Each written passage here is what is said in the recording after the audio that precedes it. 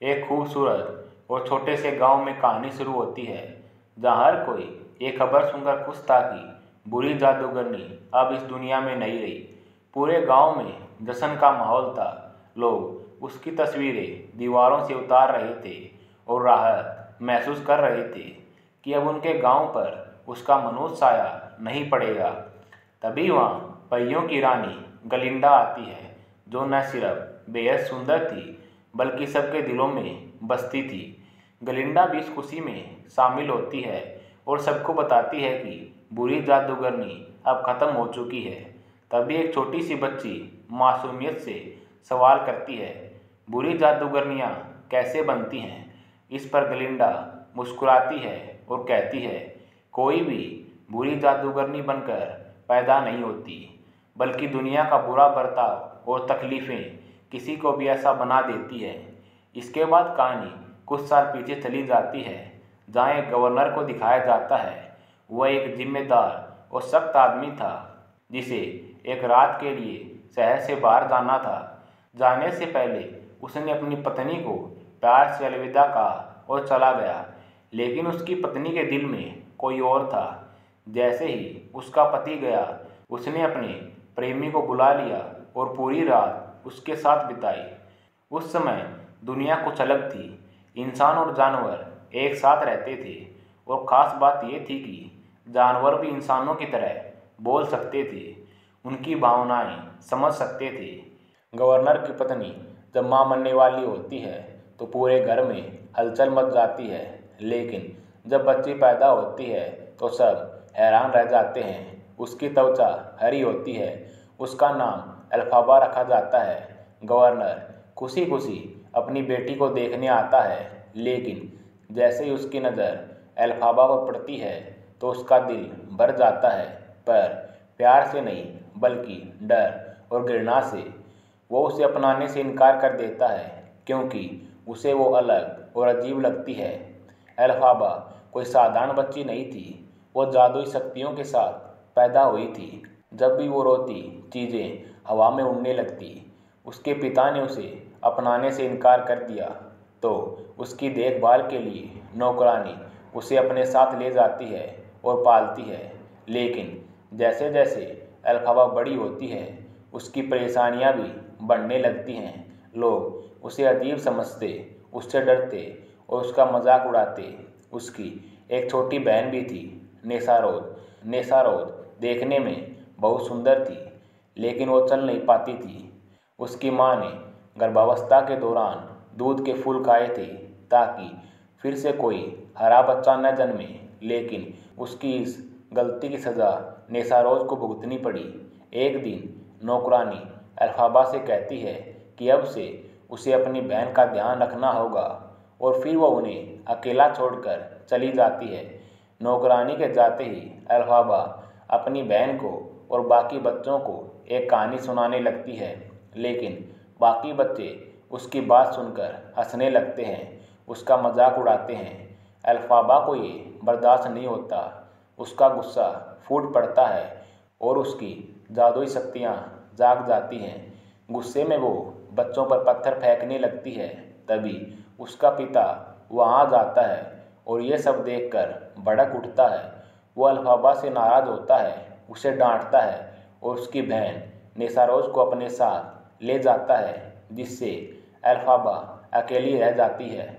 गलिंडा सबके सामने बुरी जादूगरनी का पुतला बनाकर उसमें आग लगा देती है। पूरा गांव खुशी से झूम उठता है। लोग आग के चारों तरफ नाचने लगते हैं, जैसे किसी बड़े संकट से छुटकारा मिल गया हो। गलिंडा भी वहां से जाने लगती है, लेकिन तभी एक लड़की मासूमियत से पूछती है, क्या वो बुरी जादूगरनी तुम्हारी दोस्त थी? यह सवाल सुनकर गलिंडा एक पल के लिए रुक जाती है। उसकी आंखों में हल्की सी नमी झलकती है। फिर वह गहरी सांस लेते हुए कहती है, नहीं, वो मेरी दोस्त नहीं थी, लेकिन मैं उसे जानती थी। इतना कहकर वह अपनी और जादूगरनी की कहानी सुनाने लगती है। इसके बाद कहानी कई साल पीछे चली जाती है, जब गलिंडा ने यूनिवर्सिटी में दाखिला लिया था। यूनिवर्सिटी में उसके जैसे और भी कई नए छात्र आए थे। सभी खुश थे, अपनी नई जिंदगी की शुरुआत करने के लिए तैयार थे। लेकिन तभी वहाँ एक लड़की आती है जिसकी हरी त्वचा देखते ही सब चौंक जाते हैं। यह कोई और नहीं बल्कि अल्फाबा थी। गलिंडा और बाकी सभी स्टूडेंट्स उसे देखकर डर जाते हैं, लेकिन अल्फाबा बेझिझक कहती है, मैं इसी रंग के साथ पैदा हुई थी और मुझे इसमें कोई शर्म नहीं है। तभी वहाँ गवर्नर निशा रोज को लेकर आता है, जो अब बड़ी हो चुकी थी लेकिन अब भी चल नहीं सकती थी। गवर्नर सबके सामने निशा रोज को उसकी माँ की पसंदीदा सैंडल गिफ्ट करता है। निशा रोज मुस्कुराती है, लेकिन अल्फाबा के चेहरे पर दर्द साफ झलकता है। उसे याद आता है कि उसके पिता ने कभी उसे इतने प्यार से नहीं देखा, कभी उसे कोई तोहफा नहीं दिया, कभी उसके होने को खुशी से नहीं अपनाया। वो वहीं खड़ी रह जाती है, अपनी बहन को प्यार पाते देखती रहती है, लेकिन उसके दिल में एक खालीपन रह जाता है जिसे कोई नहीं भर सकता था। यूनिवर्सिटी का पहला दिन था। निशा रोज के लिए एक नई शुरुआत, इसलिए अल्फाबा उसे छोड़ने आई थी। गवर्नर ने अल्फाबा से कहा कि वह अपनी बहन के साथ रहे और उसका ध्यान रखे। फिर वह वहाँ से चला गया। थोड़ी देर बाद सभी स्टूडेंट्स को यूनिवर्सिटी के टीचर्स से मिलवाया गया। माहौल खुशनुमा था। तभी एक टीचर निशा रोज को गवर्नर की बेटी होने की वजह से खास इज्जत देते हुए उसे अपने साथ ले जाने लगी। यह देखकर अल्फाबा को अच्छा नहीं लगा। वह जानती थी कि उसकी बहन को मदद की ज़रूरत थी, लेकिन उसे इस तरह बाकी सबसे अलग रखना सही नहीं था। उसने टीचर को रोकने की कोशिश की, लेकिन जब वह नहीं मानी तो गुस्से में आकर अल्फाबा ने अपनी जादुई शक्ति का इस्तेमाल कर लिया। अचानक वहाँ की हर चीज़ हवा में उड़ने लगी, जिससे सब डर गए। वह टीचर घबरा गई और बाकी स्टूडेंट्स भी हैरान रह गए। लेकिन निशा रोज को यह सब बिल्कुल अच्छा नहीं लगा। उसे गुस्सा आया और वह बिना कुछ कहे वहाँ से चली गई। यह सब कुछ मैडम मोरिबल देख रही थी। उन्हें एहसास हुआ कि अल्फाबा के पास आम शक्तियाँ नहीं थी, बल्कि कुछ बेहद खास था। इसलिए वह तुरंत वहाँ आई और बड़ी चतुराई से पूरी घटना की जिम्मेदारी खुद पर ले ली। उन्होंने सबको यकीन दिलाया कि यह जादू उनके कारण हुआ था, ताकि अल्फाबा को स्टूडेंट्स के गुस्से से बचा सके। फिर मैडम मोरिबल ने गलिंडा को अल्फाबा के साथ रूम शेयर करने के लिए कहा। गलिंडा पहले तो हिचकिचाई, लेकिन फिर मान गई। इसके बाद मैडम मोरिबल अल्फाबा को अपने साथ ले गई, लेकिन असल में उनके इरादे कुछ और थे। वह अल्फाबा को अपने तरीके से सिखाना और उसे अपने काबू में रखना चाहती थी। अल्फाबा मैडम मोरिबल का धन्यवाद करती है और कहती है, मेरे डैड कभी भी मुझे पढ़ने के लिए इजाज़त नहीं देंगे। इस पर मैडम मोरिबल मुस्कुराकर कहती है, चिंता मत करो, मैं खुद तुम्हारे डैड से परमिशन ले लूँगी। फिर वह अल्फाबा से पूछती है कि उसकी शक्तियाँ कैसे काम करती हैं। अल्फाबा उदास होकर जवाब देती है, जब भी मुझे गुस्सा आता है सब कुछ बर्बाद हो जाता है और मैं इसे रोक नहीं सकती। यह सुनकर मैडम मोरिबल की आंखों में एक अजीब चमक आ जाती है। वह कहती है, मैं तुम्हें तुम्हारी शक्तियाँ कंट्रोल करना सिखाऊंगी और तुम्हें एक महान जादूगरनी बनाऊंगी। यह सुनकर अल्फाबा के चेहरे पर खुशी आ जाती है। उसे पहली बार ऐसा लगा कि कोई उसकी काबिलियत को पहचान रहा है। अब वह पढ़ सकेगी और अपने सपनों को पूरा कर सकेगी। जब वह अपने रूम में जाती है तो देखती है कि गलिंडा ने अपना सामान हर जगह फैला रखा है। यह देखकर उसे गुस्सा आ जाता है और वह गलिंडा का सामान एक तरफ करके अपने लिए जगह बनाने लगती है। लेकिन जैसे ही उसका गुस्सा बढ़ता है, कमरे के दरवाजे का शीशा खुद ब खुद टूट जाता है। अगली सुबह एल्फाबा चुपचाप गलिंडा का सामान किनारे कर देती है ताकि उसे अपने लिए थोड़ी जगह मिल सके।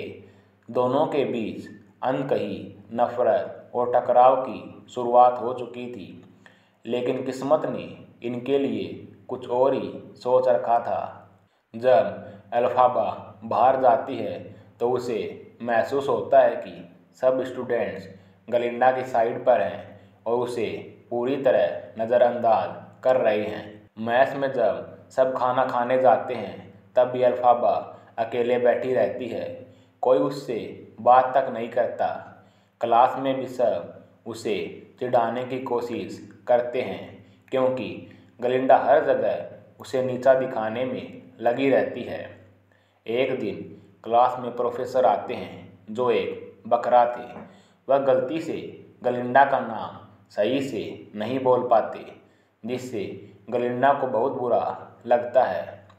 यह देखकर एल्फाबा प्रोफेसर के पक्ष में बोलती है, जिससे बाकी स्टूडेंट्स और भी ज़्यादा चिढ़ जाते हैं। फिर प्रोफेसर लेक्चर देना शुरू करते हैं और बताते हैं कि एक समय था जब इंसान और जानवर मिलकर रहते थे, लेकिन धीरे धीरे इंसानों की लालच और क्रोध ने इस रिश्ते को ख़त्म कर दिया। इंसान ने जानवरों से उनके अधिकार छीनने शुरू कर दिए, जिससे समाज में भारी बदलाव आ गया। जैसे ही प्रोफेसर पढ़ाना जारी रखते हैं, उन्हें अचानक बोर्ड पर एक ऐसा वाक्य दिखता है जो जानवरों के खिलाफ था। यह देखकर वह बहुत दुखी हो जाते हैं और बिना कुछ कहे क्लास छोड़कर चले जाते हैं। एल्फाबा को यह अच्छा नहीं लगता, इसलिए वह प्रोफेसर के पास जाती है और उनसे दोस्ती कर लेती है क्योंकि उसकी ज़िंदगी में कोई दोस्त नहीं था। दूसरी तरफ मैडम मोरिबल भी एल्फाबा को अलग से सिखाने लगती है और उसे जादू से सिक्के को हिलाने का तरीका सिखाती है। लेकिन जैसे ही एल्फाबा को गुस्सा आता है, उसके आसपास की हर चीज़ अचानक हवा में उड़ने लगती है। यह देखकर मैडम मोरिबल के चेहरे पर एक अजीब सी मुस्कान आ जाती है। वह खुश हो जाती है क्योंकि उन्हें एहसास हो चुका था कि एल्फाबा की शक्तियाँ कितनी ताकतवर हैं और अब उन्हें बस उसे काबू में करना था। प्रोफेसर निराश होकर अपने कमरे में जाते हैं और वहाँ मौजूद दूसरे जानवरों से कहते हैं, अब यहाँ हमारी कोई ज़रूरत नहीं है, हमें पढ़ाने की इजाज़त नहीं है और हमारी जान को भी खतरा है। यह सब बातें एल्फाबा दरवाजे के बाहर खड़ी सुन रही थी। जब प्रोफेसर उसे देखते हैं तो अंदर बुला लेते हैं। एल्फाबा उनके पास जाती है और वादा करती है कि वह उनकी मदद करेगी, चाहे जो भी हो। प्रोफेसर उसकी आंखों में सच्चाई और हिम्मत देखते हैं। जब एल्फाबा वहाँ से जाने लगती है तो अचानक उसकी टक्कर एक घोड़े से हो जाती है जिस पर एक राजकुमार बैठा था। यह प्रिंस फिएरो था जो यूनिवर्सिटी में नया आया था। उसने जैसे ही एल्फाबा को देखा तो उसके हरे रंग को देखकर एक पल के लिए घबरा गया।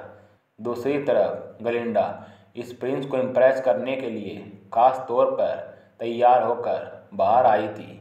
यूनिवर्सिटी की हर लड़की का क्रश था यह राजकुमार, लेकिन वह किसी को भी खास तवज्जो नहीं देता था। गलिंडा उसकी नज़रों में आने के लिए हर मुमकिन कोशिश कर रही थी। आखिरकार उसकी कोशिशें रंग लाई और प्रिंस फिएरो उसके साथ बात करने लगा। गलिंडा खुशी से झूम उठी और उसे यूनिवर्सिटी दिखाने लगी। वह उसे लाइब्रेरी में ले गई जहाँ फिएरो को कुछ ऐसा करना था जो नियमों के खिलाफ था, बस मज़े के लिए। वह हमेशा मस्ती के मूड में रहता था और किसी भी चीज़ को गंभीरता से नहीं लेता था। प्रिंस फिएरो लाइब्रेरी में जाकर किताबों पर अपना पैर रख देता है, जिसे देखकर लाइब्रेरियन उसे मना करती है, लेकिन वह मानने के बजाय उल्टा उनके साथ मजाक में डांस करने लगता है। कुछ ही देर में फिएरो पूरे माहौल को बदल देता है और अल्फाबा को छोड़कर बाकी सभी मस्ती में डांस करने लगते हैं। इसी दौरान एक लड़का गलिंडा के साथ नाइट पार्टी में डांस करना चाहता था, लेकिन गलिंडा उसे चालाकी से निसारोज के पास भेज देती है। जब वह लड़का निसारोज को पार्टी के लिए इनवाइट करता है तो निसारोज बहुत खुश हो जाती है। वह फ़ौरन यह खबर अल्फाबा को बताने जाती है, लेकिन अल्फाबा को इसमें गलिंडा की कोई चाल लगती है।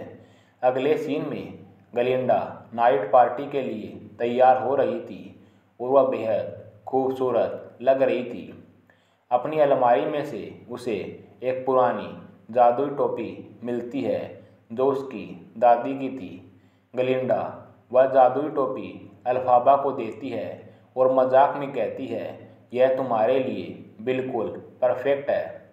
असल में वह अल्फाबा का मजाक उड़ाना चाहती थी, लेकिन अल्फाबा को उसकी यह हरकत बहुत अच्छी लगती है। वह इसे गलिंडा की दोस्ती का तोहफा समझती है।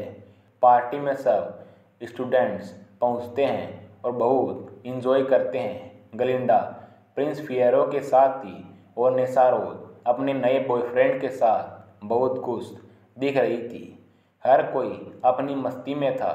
अल्फाबा मैडम मोरिबल के पास जाती है और उनसे एक ज़रूरी मदद मांगती है।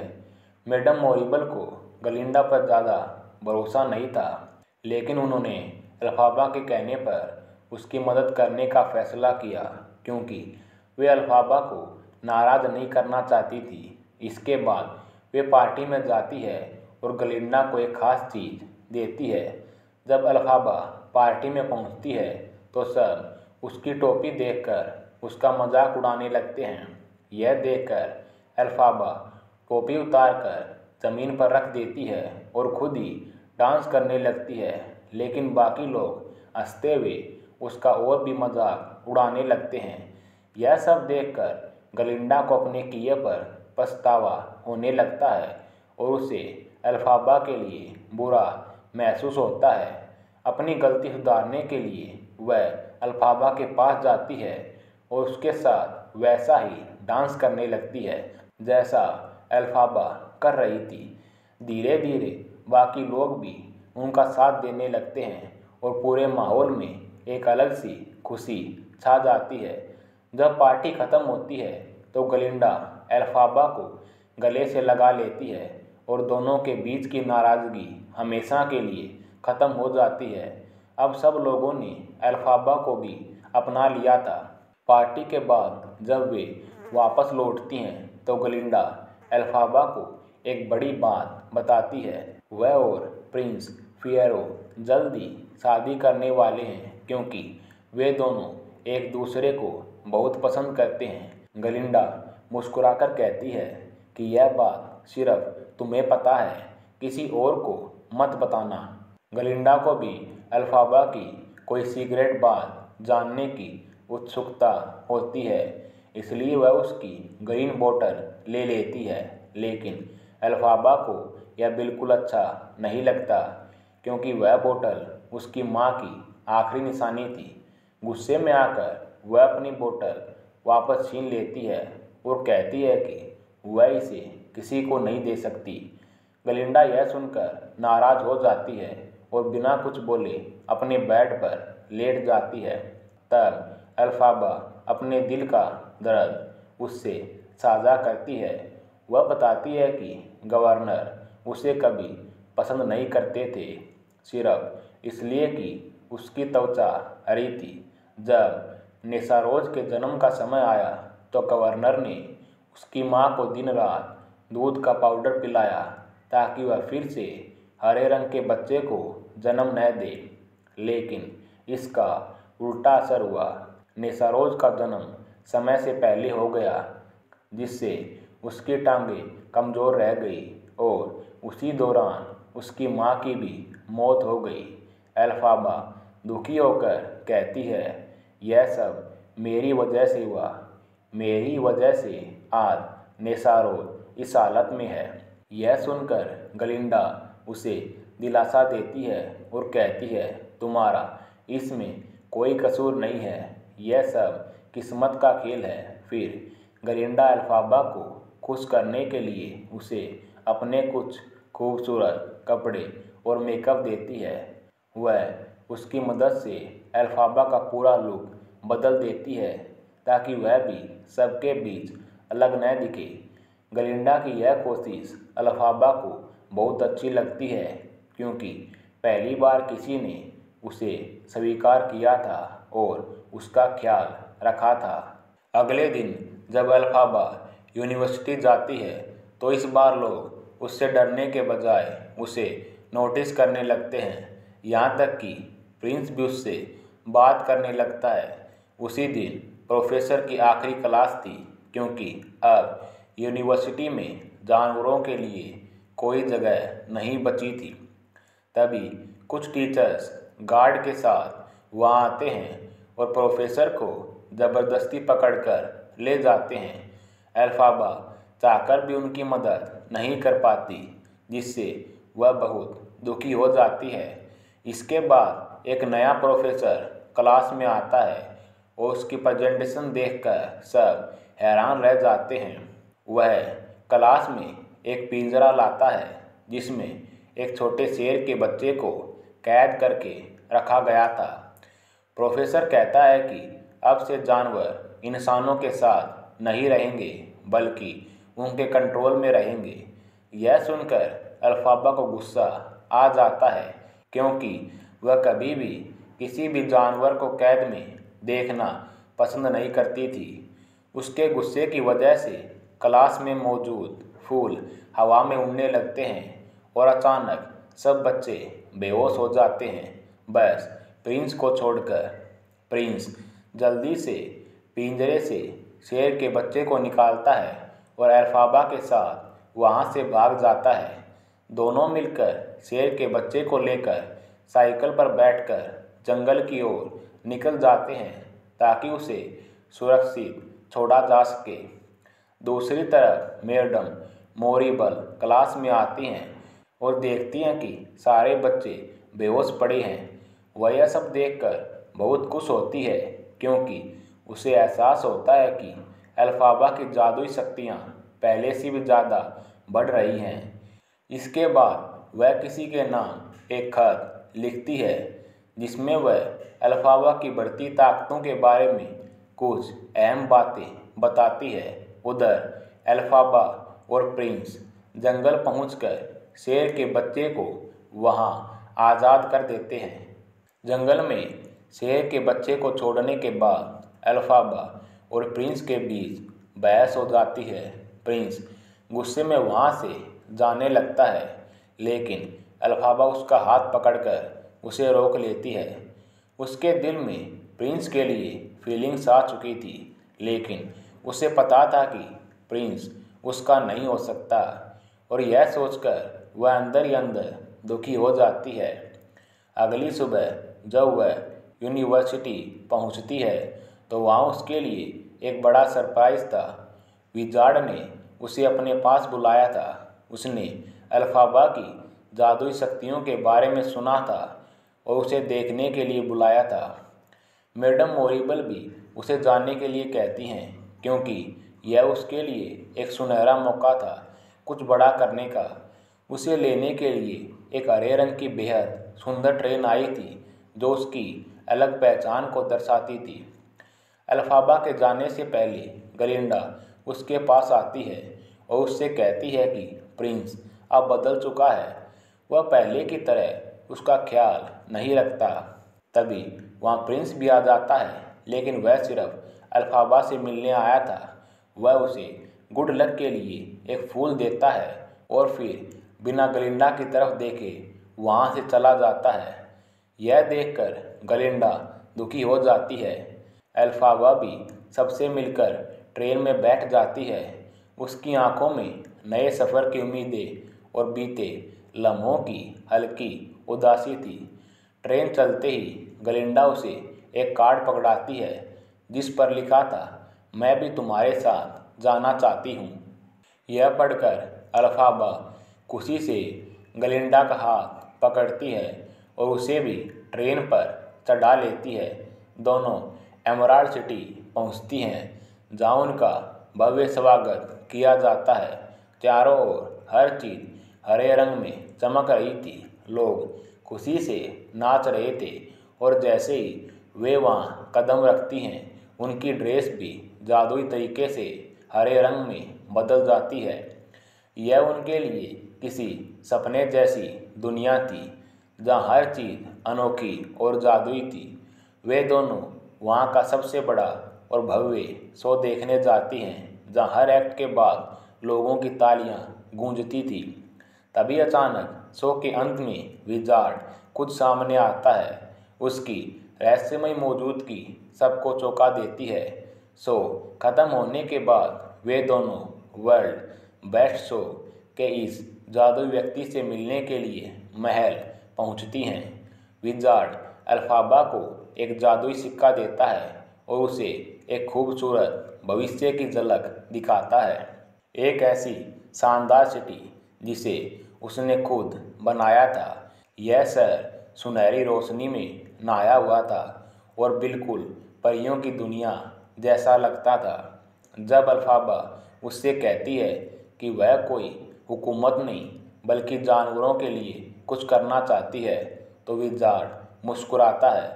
वह उसकी इच्छा जानने के बाद एक छोटा सा जादू करता है और शहर के सारे गुलाब पीले कर देता है जिससे अल्फाबा मंत्रमुग्ध हो जाती है।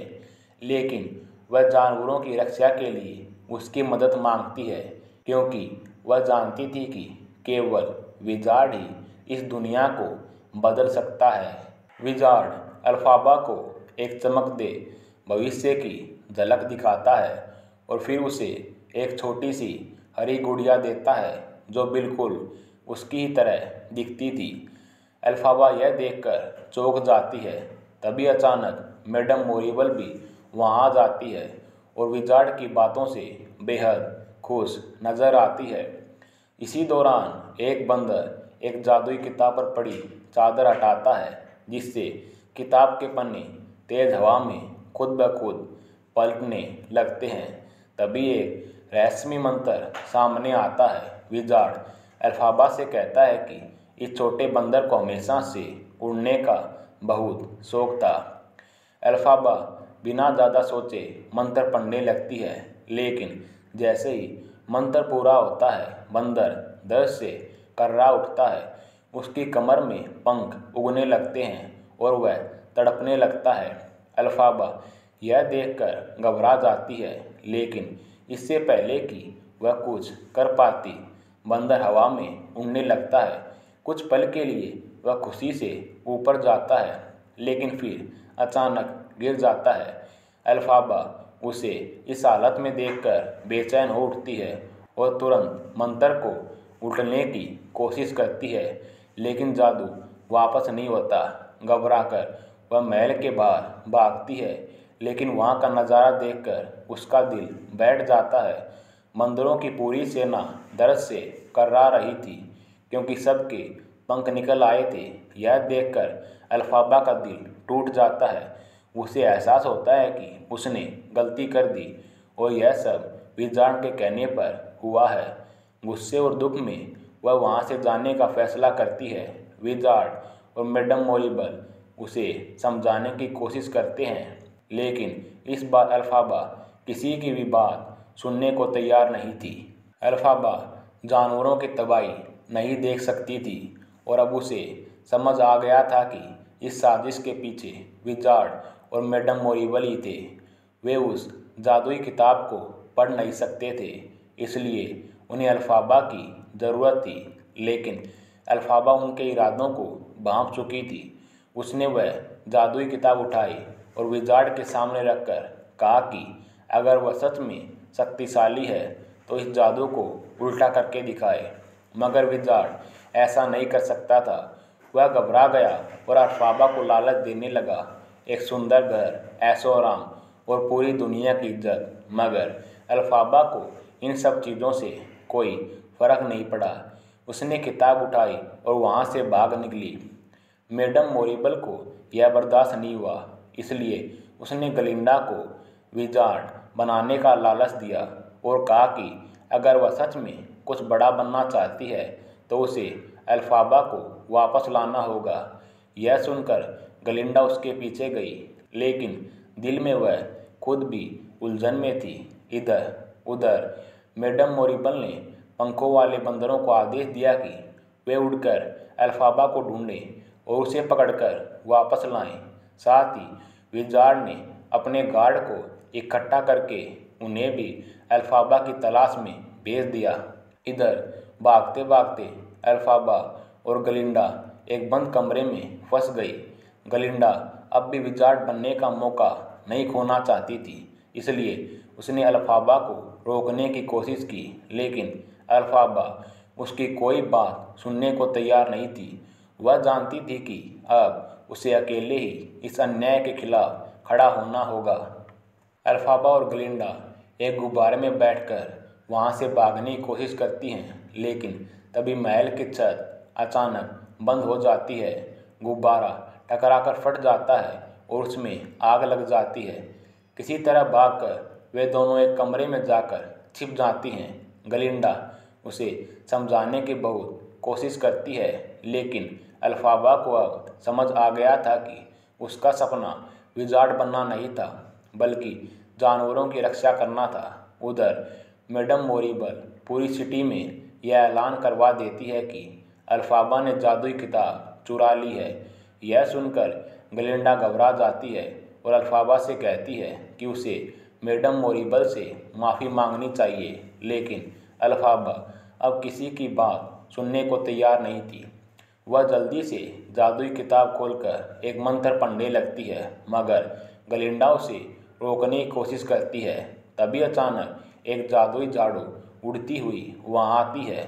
इससे पहले कि गार्ड उसे पकड़ पाते, अल्फाबा झाड़ू को पकड़कर हवा में उड़ जाती है। पूरे सिटी के लोग हैरान रह जाते हैं। अब अल्फाबा को कोई नहीं रोक सकता था। वह आसमान में ऊपर जाती है और अपने जादू से गार्ड्स को धमकाती है, यह दिखाने के लिए कि अब वह पहले जैसी कमज़ोर नहीं रही। अल्फाबा के पीछे मैडम मोरिबल की भेजी हुई बंदरों की फौज थी, लेकिन अल्फाबा ने अपनी ताकत से उन्हें अपने साथ मिला लिया और गार्ड्स पर छोड़ दिया। वह खुद बादलों के बीच उड़ते हुए भाग निकली। दूसरी तरफ यूनिवर्सिटी में भी यह खबर फैल गई थी कि अल्फाबा ने जादुई किताब चुरा ली है, और यह सुनकर सभी चौंक गए।